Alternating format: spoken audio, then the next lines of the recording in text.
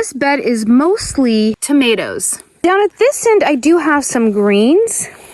The garden floods every year, and we built up these two beds a couple years ago. And so my plan is this year, as the tomatoes are in the bed, I want to interplant some things that will last through the winters once the tomatoes die off. So today I'm going to be planting some large white rib Swiss chard. I have this hose that weaves in and out of the bed. Right now, I'm just going to be planting along the hose line. There's the seeds.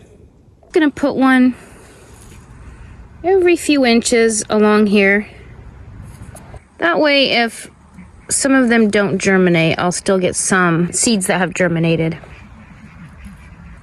Try to smooth this out a little bit. The main reason I'm planting along this drip line is I'm gonna water this really well, and then in a week I'll be gone for a few days. And I don't want new seedlings to die because they didn't get watered. Ooh, found a chicken treat. Gotta put it in my pocket. Granddaughter likes to be out here with me and find the chicken treats, but she doesn't like to touch them.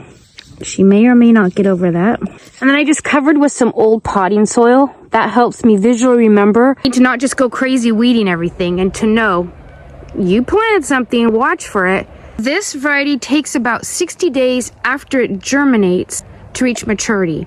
You can pick the leaves on the outer edge and it'll keep growing, which is what we'll do. And then chard around here lasts throughout the winter. We don't get real cold. We go down into the 30s, but typically our lows are in the 40s.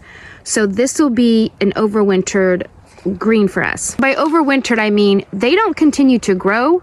They just stay. They don't die off. This is the 87th different variety of edible seed that I've planted this year.